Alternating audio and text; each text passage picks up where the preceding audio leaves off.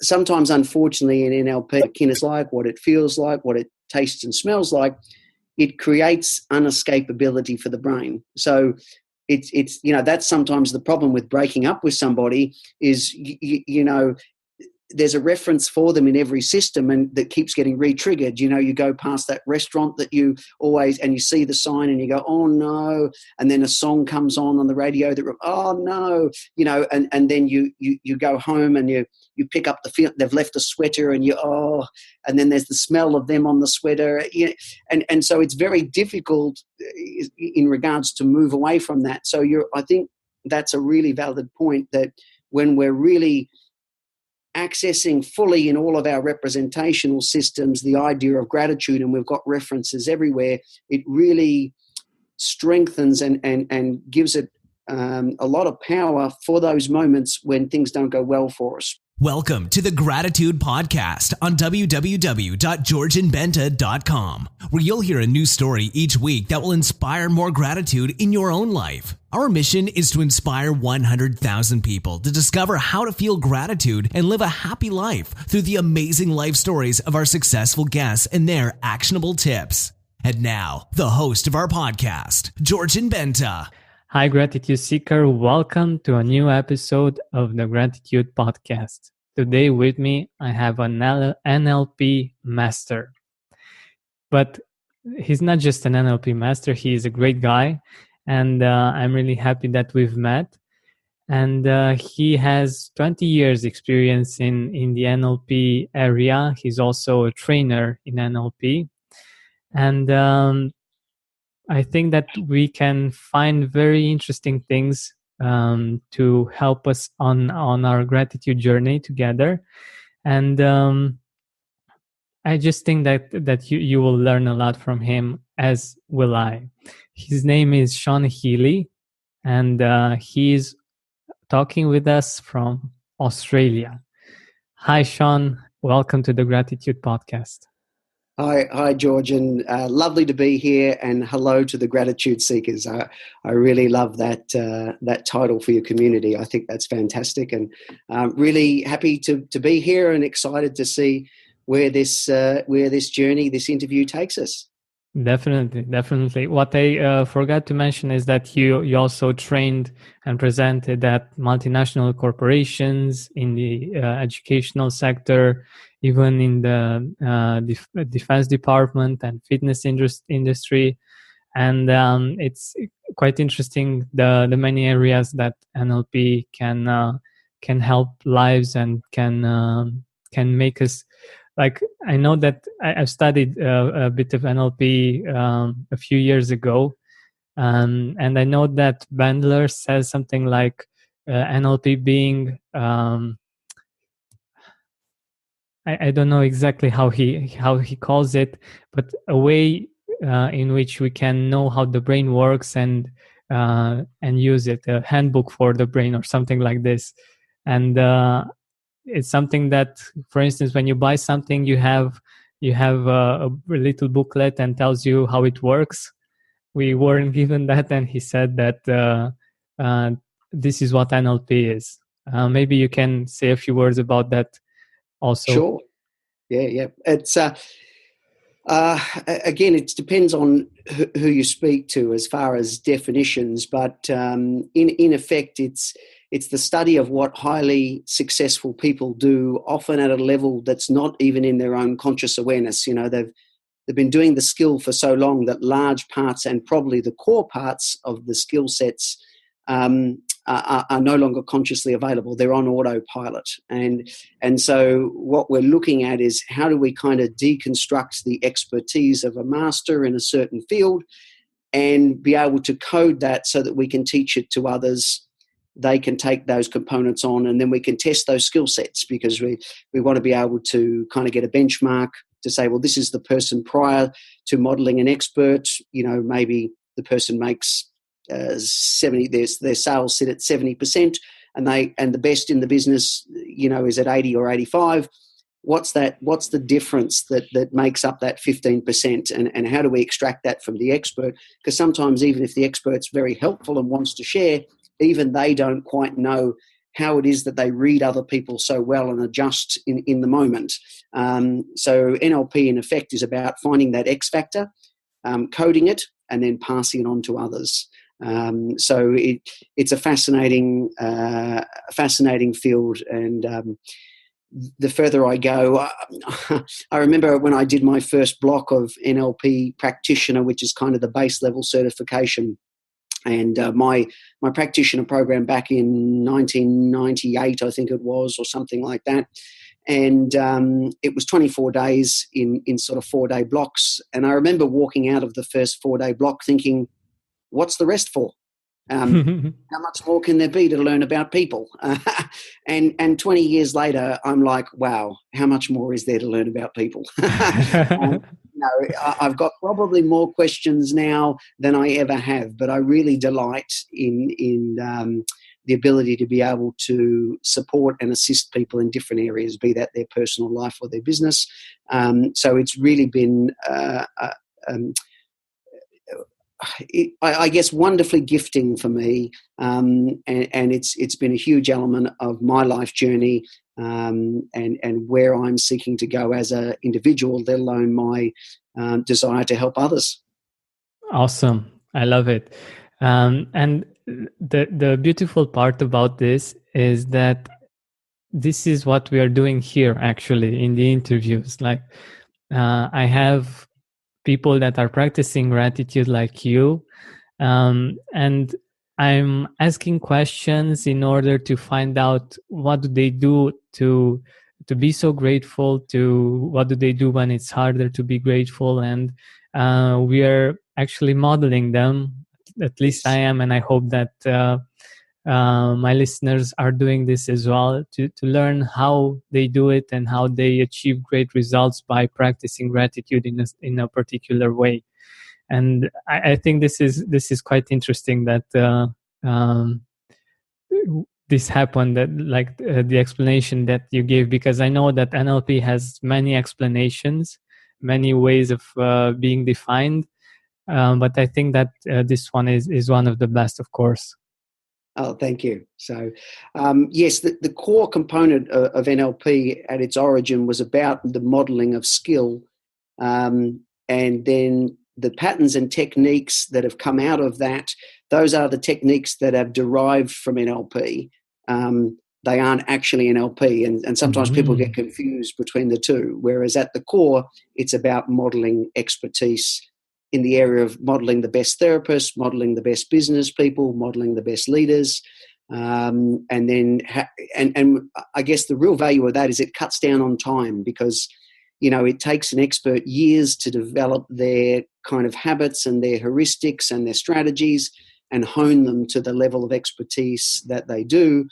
With NLP, we can shorten that time. And to me, that's what's so fundamentally valuable about it, because and why I value gratitude too so much, because the one resource that's not renewable is time, and so it's just so important how we spend that, and hence my delight to come on your program, because I think gratitude is a great way to spend time. Yeah, definitely. I totally agree, of course. But what does gratitude mean for you? Gratitude for me,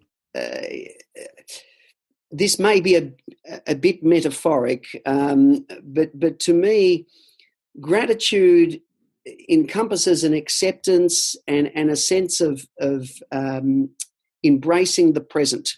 We're not going into judgment, we're not going into lack, we're not trying to make things more than they are or less than they are. We're simply embracing the present, and it's a kind of an active, not a passive surrender. It's an active embracing, it's an active surrender. So my analogy for gratitude is kind of like, if you think about a calm, still ocean, and you're lying on your back and you're floating effortlessly, and you can feel the sun coming down on your skin, you can smell the salt, maybe the sound of seabirds, and it's just that sense of stillness that you have inside. What I like about that is just as practical when things are going well as to when things are going poorly, because if you think about let's change the analogy somewhat and think, well, we're stuck in quicksand. And sometimes people's natural response or default response to stuck in quicksand is to struggle. And all that does is obviously sink us deeper, whereas the strategy when we're stuck in quicksand actually is to try to float on the top. So when we come to a space of gratitude and surrender, it works equally effectively whether we're in a moment of bliss and joy or whether we're in a temporary moment of pain while we wait to see what the lesson will be as we move through this phase. But either way, it's a great approach. Wow, I really love the analogy, and it makes a lot of sense. And I've also studied a bit how our brain works in relation to gratitude, and it makes a lot of sense what you just said. The fact that when we are in the sense of gratitude, even if we have challenges, we get into a different state of mind, in a different state of the brain, actually, that actually helps us to cope with the situation much, much better. That's quite interesting. But I'm very curious to find out on this topic. What do you do when it's hard to be grateful? Like when you are in the quicksand and you want to get back to gratitude? Yes. There's a number of methods because I like to have a couple of options, because some days one method that would work on a Monday for some reason won't on a Wednesday. So I like to have 3 strategies in my back pocket to kind of call on. One of those is with my internal dialogue, is to say to myself, I really look forward to finding out what I'm going to discover about myself once this lesson has passed. So if I'm in a problem-based state and I can't yet, I'm in the fog of that, but I can feed myself forward into the future, knowing that there will be a time when, as a result of this experience, I'll end up with greater self-awareness. So I think to myself, I really look forward to finding out what I'm going to find out about myself and others once this experience has passed. So that's one that I use. The second one that I use, there's an element of NLP called truisms, which is when we are creating a space of undeniability for the brain. So if we're talking, so what I would say, if I'm using some truisms now, because you and I are able to see each other and hear each other. So I'm saying, well, while I'm sitting here looking at you and talking to you now, I'm reminded of da-da-da-da-da. But those first couple of statements are undeniable for the brain. And for the listeners, while you're where you are, listening to the sounds of our voices as we're talking to you now, could you deny that? You could, but it might be a little bit challenging. So we use that same method coupled with a statement about gratitude. So it might be something as simple as I'm sitting in this room, I'm reminded of how much I love my family. As I'm breathing in and out, I'm thinking about how grateful I am for my business. As I'm listening to the sound of my voice saying this out loud, I am so delighted for the quality of friendships that I have around me. So that what we're doing is when that negative voice is nagging at us and it's trying to cover us in shame and doubt and anxiousness and saying you're not good enough, because the problem with the inner voice is it has the tickets on us. It knows our life history and it knows where our soft underbelly is, and it's very good at bringing that up. And so here's you're trying to present yourself in the world and fight off the fraud or imposter syndrome, and meanwhile you're in a dialogue's doing it's pulling out the absolute gems. Oh yes, but remember that time as a child when everybody laughed at you and oh yeah, okay. So in order to use statements of what is present and undeniable, it pulls us out of those stories of the past that our inner dialogue is, because it's a different time frame, because often our inner dialogue is calling off what it would perceive as misfortunes or shortcomings of the past. So we want to, come into the present time and talk about things that we can sensorily see in the room, or, I can smell the fragrance of flowers if I'm in the garden, and I'm thinking about how much I love riding my bike on the weekends. As I'm sitting here and I'm feeling the pressure of this chair on the back of my legs, I'm thinking about how much I enjoy reading and how grateful I am to have healthy eyes to do that, or whatever the case may be, because it just helps to redirect our attention. Does that sort of make sense? It makes a lot of sense. I love it, and I really think that it's very powerful, because I know, and I know from research as well, because I've done quite a lot of research into the research on gratitude, that when we are in this state, like when we are in the quicksand, we're thinking about our survival, and we're thinking about all the times that we messed up, all of the things that went wrong, and all of the possible threats that are in our future maybe. And it's really beautiful that it somehow also relates to the spirituality from my point of view, the fact that you get back into the present moment and you become conscious of what is right now, actually, right? What's true for us right now. The fact that for our listener, that you're listening to our voices, this is happening right now. This, like you said, it's a truism, and you can't deny that, even though you might think that you're a loser, that something happened a few years ago. This is true, and yeah, I love it. And it's a tool to actually get from one state to another, and I love this. Fantastic. And I know I had mentioned, I promised, I said that I have 3 strategies. So just to close that case off by covering off the third, this one's a little bit different but I find it very valuable. This one is actually drawing on the past. So now I've said, hey, don't go into the past. And now I'm going, and this relies on going into the past. But it comes from, I'm not sure if you're aware or the gratitude seekers are aware, but there's a pattern that's used in unproductive disputes called kitchen sinking. And that's where, let's say I'm angry with someone about something that happened yesterday. They were late. And so when I go to bring that up with them, my mind goes back to other examples of times when they were late. So it's kind of like, I've got one dirty dish to bring up with you, and that's the fact that yesterday you were late for dinner. And in productive disputes, we just deal with the one dirty dish.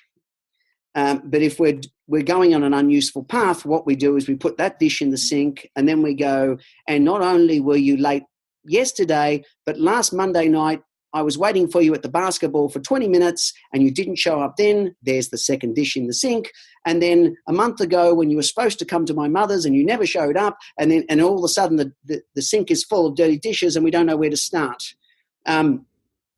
Because now we become overwhelmed with these things that maybe we thought were resolved, but now all of a sudden they're coming back to kind of haunt us, or we find out our partner or our business partner is still late carrying these things.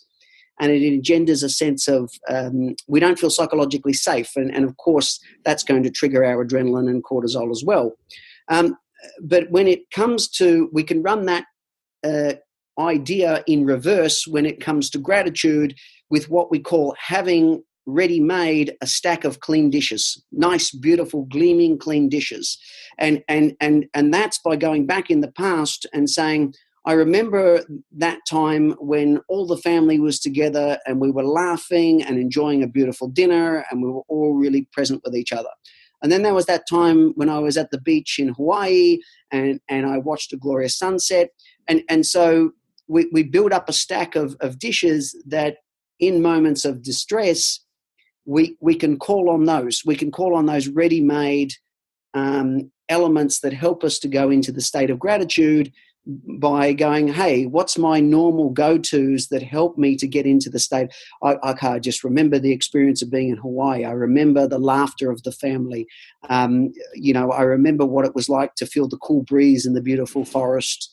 I remember what it was like to come across some astounding new idea in a book where I was just like, oh my goodness, I'm so excited. I can't wait to share this.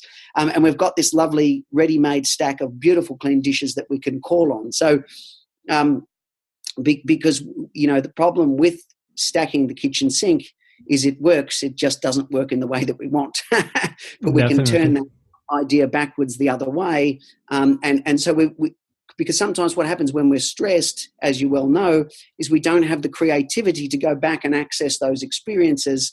So if they're sitting right beside us, then we can just go, okay, let's just grab those and pull them out and look at them and admire them. And then as a result of that, we'll probably find that our brain our reticular activating system is engaged, and we start to come up with new ones as a result, or fresh experiences from the past that validate our value as human beings. But we use the old faithfuls, so to speak, as a safety net to get us there more quickly. Yeah, definitely. And what has been my experience with stress and with fear and with feeling down is that it's somehow the same kind of stacking. Like this bad thing happens, the other thing happens, and at some point you feel overwhelmed, you feel stressed, you feel fear, you feel. So when you have this kind of backup. Yes. It's really awesome, because actually in reality usually things outside of us aren't that, even though they seem unsurmountable, even though they seem very bad, they're not as bad as we make them. And Yes. when we have something like this, we can get back into our power and we can make them much better. But we can only do that when we are in this more positive state, because otherwise we actually amplify them. We give them more power than they actually have. And also I wanted to point something that you did beautifully a few minutes ago, and I want to point this to our listeners. Sure. If you've listened to what Sean was saying, he used a lot of visual references, a lot of feeling, like the wind on your face. And from what I remember from NLP, it's important to use as many of the senses that you can to have a more full experience, like the warmth on your skin, the wind, the tastes, the smells, and when you have that, it's even more powerful. But let us know how that works a little bit, because I think it's interesting and it's very useful for us when we, for instance, when we write in our gratitude journal, or when we do this exercise, or when we do things that are related to gratitude as well in general. Yes, I think you've hit on an absolute gem there, because the idea about cycling through the different rep systems is sometimes, unfortunately, in NLP, we hear people say, I'm a visual person, or I'm a kinesthetic, or they talk as if they're one thing, whereas actually all of those sense channels are running all the time. What changes is our attention. And so it's important to know that actually there is no such thing as a visual person. It's just the context will decide how much attention you pay to one medium.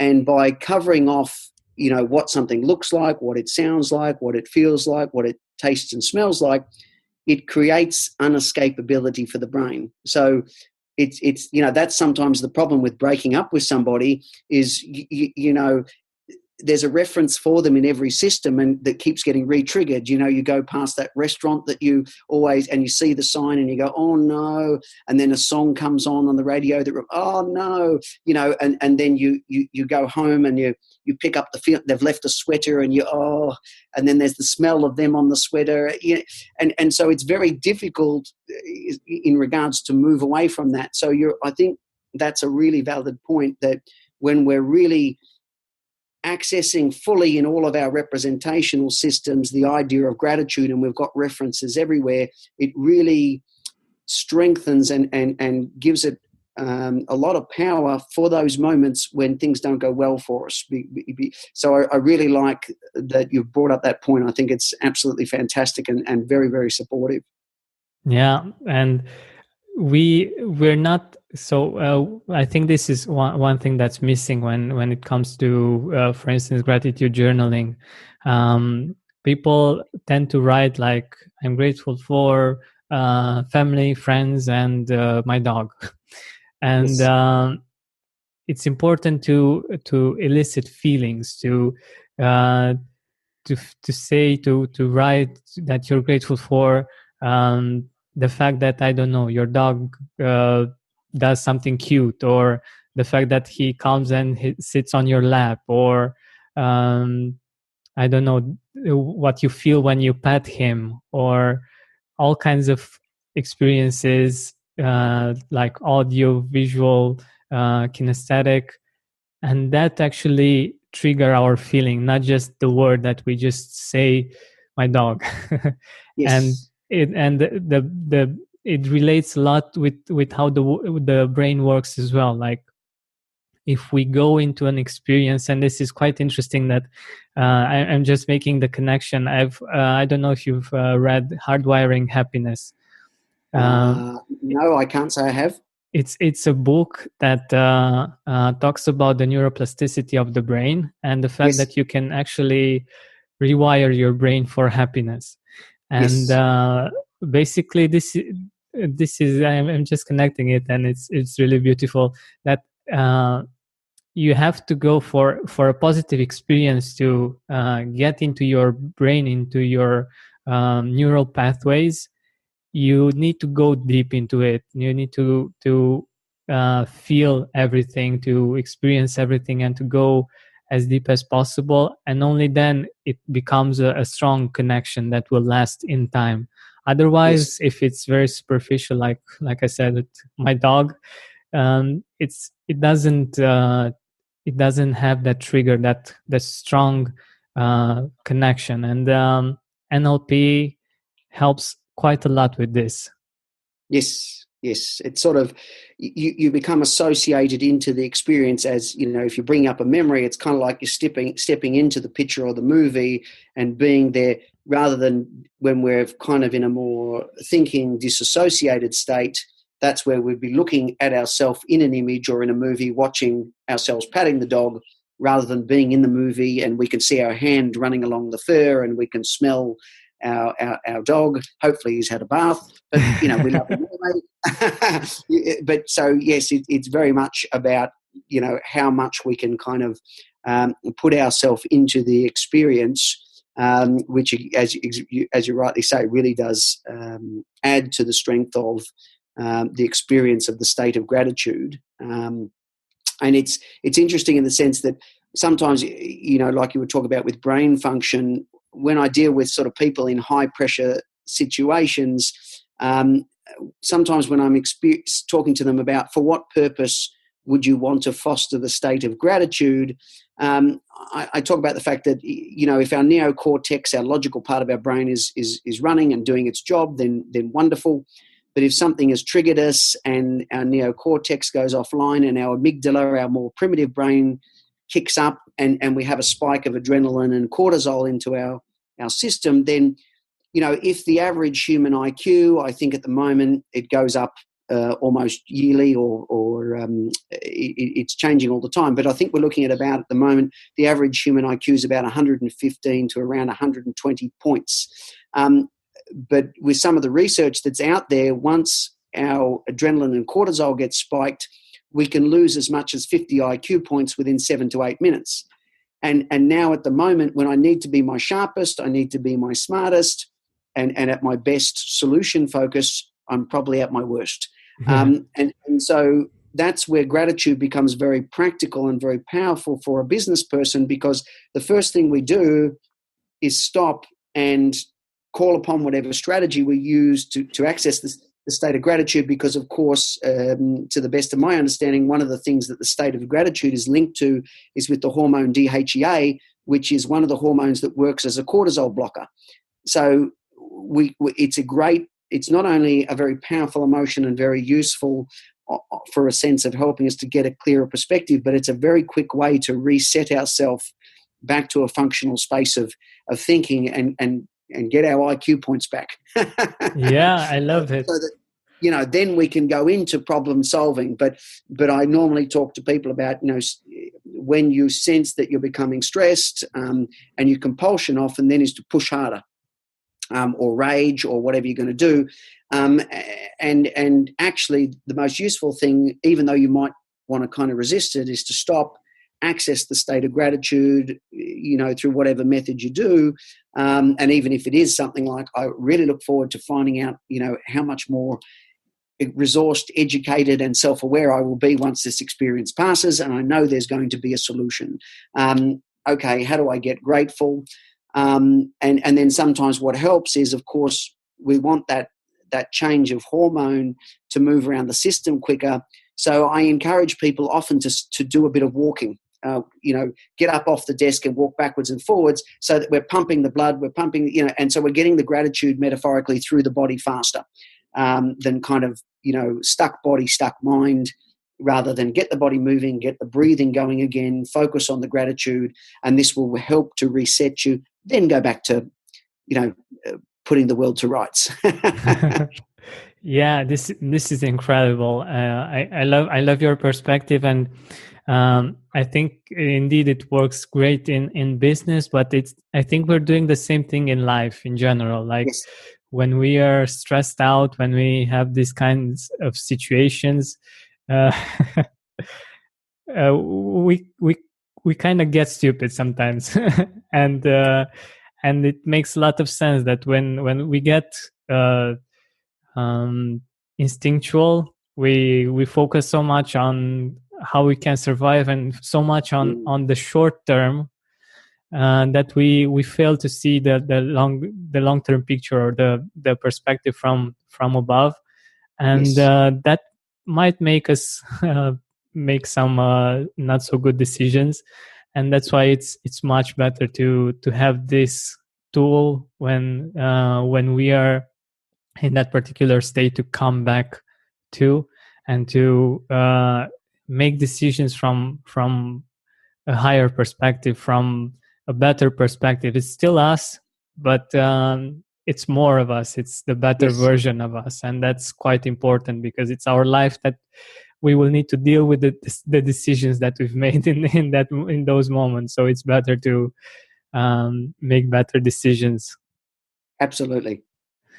But getting back a little bit on the personal side, sure. When did you first experience gratitude? So you might have heard about gratitude, like many people do, as a concept, but actually live it, actually experience for yourself, and see its power. I'm certainly someone who's constantly, by nature, I am anxious, flooded with self-doubt and shame and all the good stuff. So gratitude is a constant focus for me. It's not my default setting. I'd love to say it was, but it's not. And so it's been an ongoing journey. It's been trying certain ways and finding that didn't help to give me one of the things that I'm working with now is with the state of gratitude is the moment I open my eyes in the morning, I go for something I'm grateful for. And then, trying to be mindful periodically through the day. I don't meditate as such, but I enjoy what I would consider contemplative walking. And I always make time when I'm doing those walks because I can get very caught up in my head and with lots of theories and all that kind of stuff, which I absolutely love, of course. But just take the time to notice the world around me and to appreciate it. But I guess when we talk about where were some of the more significant experiences, that there's one that sort of comes to mind when I was on a beach one day, and I was on a slight elevation, on a slight hill, looking down the hill, and there was two fairly rough-looking gentlemen. They were drinking cans of alcohol, and it was about 7 o'clock on a Sunday morning. So I made up stories in my head about what those gentlemen might be like, as we sometimes do when we make up stories about people with a very little snippet of information. Yeah. And they had a very large Alaskan Malamute dog, those really sort of 80, 90 kilo wolf-looking things. The dog was off the leash. The gentlemen were busy talking and weren't paying too much attention to the dog. And out of the corner of my right eye, I noticed coming over the hill behind me was a mother, two small toddlers, and a tiny little white Maltese dog. And I instantly had this kind of sense of stiffening in my body, sort of go, oh my goodness, this might not be good. And as I looked down to see what the Alaskan Malamute was doing, I noticed that it had seen them and instantly changed into a kind of a stalking style position. And I kind of had that, oh my goodness, this is, the fear started to rise. And so it started to kind of move very precisely and deliberately towards them. And I turned to see what their reaction would be. And I noticed as they swung and they saw the dog, nothing about them changed. They still were joyous, enjoying the morning. They felt no threat. And something about that experience kind of ricocheted off me. That openness and lack of fear that they had kind of rebounded and caught me. And I felt myself going into a space where the only way I can kind of describe it, I just felt serene peace. I kind of almost didn't feel solid. And then I suddenly had this feeling that something was looking at me. And as I turned, the Alaskan Malamute had locked eyes with me. And it was kind of like we're in this, and now it was coming straight for me, not in a threatening manner. It was just kind of like, and then as we sometimes do, I decided to try to analyze the experience. What's going? And of course, the experience dropped away. And then I had to kind of go, stop thinking about this, just be in it and allow it. And the strange thing about the response from the Malamute was it came all the way up and literally just sat beside me. And I was just able to reach out and pat it. But I to me, that was a real, for someone who has a lot of fear, a lot of catastrophe-based thinking. I'm certainly more on the pessimistic side than I would like to be. That something like that, where I could feel completely safe, completely present in the world, that was a big moment for me, because I have come from a background of hypervigilance and anxiousness. And that's why, to me, fostering the state of gratitude is so powerful, because we have a completely different relationship with the world when we go into that space. We can feel safe, not because we're trying to guard against anything, but just because we're just so open. And like I said, we're floating on the surface of the ocean, and we're in sync with what is, rather than trying to make things more or create stories or find some way to feel like we're not enough. Our media does enough of that for us these days. And that's where I think the state of gratitude is so powerful going forward, because we're getting all this agendaed information. And to me, gratitude allows us to come back to our authenticity, to our own presence, and we can block all that out and just know that we are enough, because that's the essence of self-esteem, that it's innate, that we're connected to our worth, and we don't need to do anything, we just need to be. And I really feel that the state of gratitude is a brilliant and essential component to coming into that wholeness and that beingness and that lovingness of self. So that was a really profound experience for me around the state of gratitude and its power. I love it. I can definitely relate, because I know you've listened to the first episode, and it's the way I start describing the podcast. Like, I'm not a grateful person. I tend to be, so my natural tendency is to be rather pessimistic. And I know people that are optimistic, even though, from my point of view, they shouldn't be. Like there are What situations are where, they doing? yeah, when they should really be a bit more realistic about certain situations. But I do admire their optimism. And also, in my studies, I found out that it's actually, so there's actually a gene for this, and it's actually there are certain people that have a natural tendency towards optimism, and other people that have a natural tendency towards pessimism. And the beautiful part is that it's our happiness is related. So 50% of this is influenced by, 50% of the happiness is influenced by our genetics, but also we have the other 50% that's something that we can do about it. It's something like 10% is the circumstances from our life, and also 40% is what we do constantly that can make us happy or can leave us in a state of pessimism and maybe even unhappiness. So I can totally relate, and I think it's really beautiful that you also knew how to get back into the state, because at least we as men, we tend to be more analytical, more in our mind, analyzing emotions rather than just living them. And I have the tendency to do that as well. Sometimes when I have a beautiful feeling, instead of just feeling it and letting it be and enjoying it, I tend to go a bit in my mind as well. And I think it's very powerful to know that you can get back into the feeling, into the present moment, and enjoy it. But I'm also curious if you could go back in time, like 10 years ago, 20 years ago, or even more, and tell your younger self, like young Sean, what would you tell him? What would you tell him about gratitude? I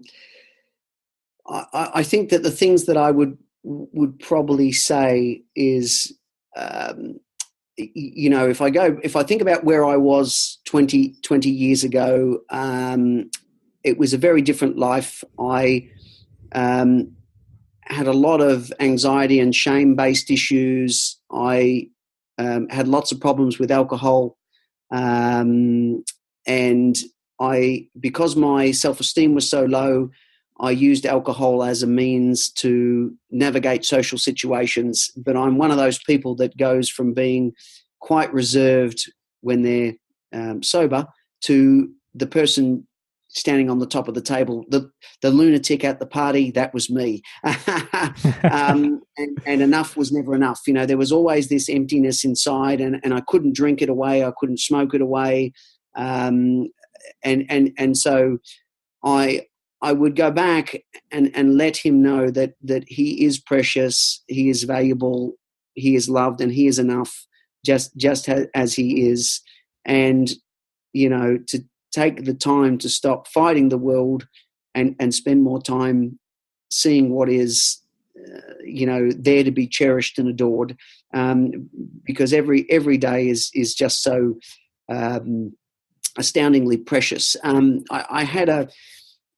was very fortunate. Sorry to kind of segue a little bit, but I think it helps with the sorts of things that we're talking about. I had a really rare privilege going back about 10 years ago. I went to a first birthday party, and people might say, well, what's so special about a first birthday party? The thing about this first birthday party was the person was 45 years old, and they had never had a birthday party. And due to their culture, certain religious beliefs, and some other elements of their upbringing, but they'd never received a present in their life. They'd never been the center of attention, and so there was a group of us that decided to throw this person a birthday party. And it was just such an amazing experience. It was so privileged to be there and watch this person have an experience that the rest of us took for granted. And it was, that to me sometimes reflects gratitude, where we're able to see an experience that we've seen 100 times, but suddenly we see it with absolutely fresh new eyes again. And the fascinating thing, as wonderful as that experience was, to me the most interesting thing was what happened afterwards, which was this person was running around trying to find out whose birthday was next, because they were so excited to give the experience to somebody else. And we were all like, and we almost had to work ourselves back up because it was somebody's 46th birthday coming up. And we're like, well, it's only but again, that actually was so valuable, that this person actually, I think, had the right response, wrong response. I'm not so enamored with that, maybe the more useful response. But they were the one that was really in the state of gratitude and looking to share that, and we'd kind of gone, well, we've been to so many birthdays, and so it was one of those moments where it changed the concept of birthdays for me and made me more present with those experiences, especially because we can be very dismissive sometimes of our own birthday. And if any day we should celebrate most, not just our birthday, but if it starts by being more grateful for the fact we're alive and we're having this amazing experience, this as we are today, then I've taken more time since then to be to allow myself to receive, because I think sometimes that is a challenge for people too. They're perennial givers and they're not comfortable when it's their turn to receive. And I really think that that's a powerful thing to kind of foster. And it links directly to gratitude. When we're able to just receive and we don't go into guilt and we don't go into less, we deserve the state of gratitude. We really do. There's not a single person on the planet who doesn't deserve to have that amazing experience. And we teach others by embracing our own gratitude. We don't teach others by going always, putting everybody else's needs first, and slavishly running around after everybody else. It's okay to be grateful. It's okay to know you deserve, and to be present. And, those are the kinds of things that I would really, when I'm talking to my younger self, that would be the message I'd really like him to have gotten. Because he really felt wrong. He really felt like he didn't fit. He really felt like he didn't understand the world. And that's largely why I do the work I do now, because to me, it's about, in some regards, re-education. It's about learning the things that we should have been taught when we were young that we didn't get. So, I like the idea for kids of the idea of the gratitude jar. Where or some kind of ritual around gratitude, maybe a dinner time where everybody gets to talk about a thing for the day they're grateful for, because it starts to install that pattern. It starts to, from a young age, we're fostering, as you say, the neuroplasticity of the child, and instead of as adults trying to learn to embrace gratitude more, we're saying, hey, parents, do half the job or more for us, so that when we become adults, we're already practiced, we're already skilled in naturally finding that space within our life experience. So I think it's a beautiful way to bond with kids, but it really is teaching a very deep and very powerful skill, the ability for your brain to be geared towards gratitude. Like I said, I'm still learning. Definitely. Me too. And I think it's it's amazing that you got to this point. And of course, I can just imagine how amazing a child's life can be when he or she knows and sees gratitude from a young age. It's just a whole nother experience. And also, it's not that. So the part of the brain that wants us to survive is always there for us, and it's good because we're surviving and it's important for us to survive, but it's not so focused on us being happy and on us actually enjoying life and learning this from a young age can be quite amazing. Yes. But I'm also curious if you have some people in your life that have had a great impact in your life, and that you would like to mention. Yeah. I obviously there's my family that goes without saying. I'm adopted. I have not met my biological mother, but we do have email contact, and that was the first beginnings of the journey of my life. It certainly has shaped certain elements of me. So I definitely have gratitude for a young woman who faced fear and social shaming to have a child, and then I've been so fortunate to have really spent over my 20-odd years time with some astounding teachers from all different frameworks, and to them and their contributions to me and my learning and what I endeavour to pass on to others now. Some I've been in the same room with and studied under.